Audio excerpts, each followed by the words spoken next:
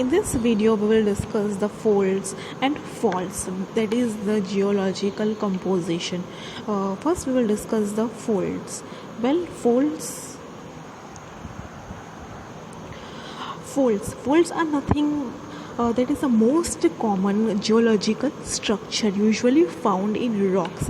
When a set of horizontal layers and subjected to compressive forces, they bend either upward or downward. They bend in rocks. That is known as folds, right? It is a geological structure. There are possibility. These are formed to various types of activities that are naturally occurring, such as earthquake or any kind of like tsunami or something near the rocks. Yes, tsunami do even act as a problematic to the rocks. Even the rocks are present in the oceans. So due to such kind of natural calamities, there are causes of the folds and faults in the rocks, right? You can see in this picture that how fold is formed. There are then in a depression kind of form it is formed, right? In this you can see the depressions are formed, right? Let's discuss the classification and types of folds. First one is the cycline and anticline type of fold.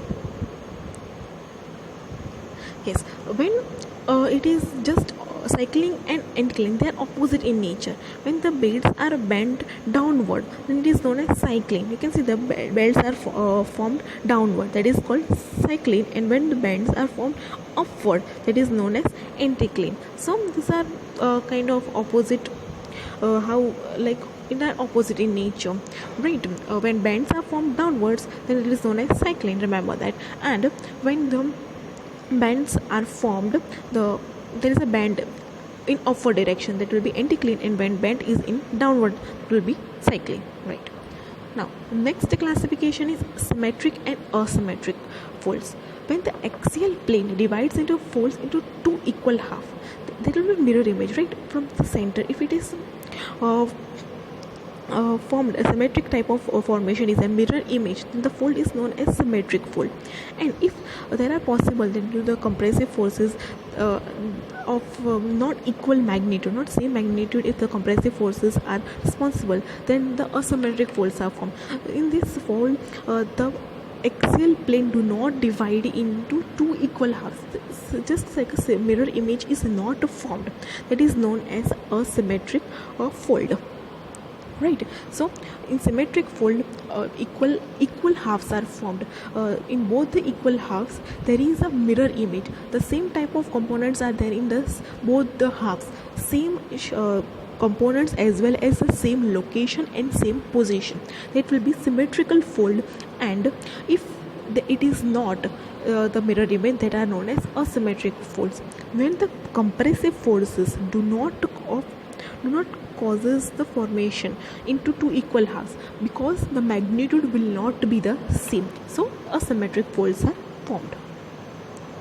Then so you can see over here in the figures, when axial plane is a vertical, you can see these vertical planes are there in the fold, then same type of will be formed, so it will be symmetrical form. The next one was the asymmetric. When you can see this is not the axial vertical planes, it is randomly.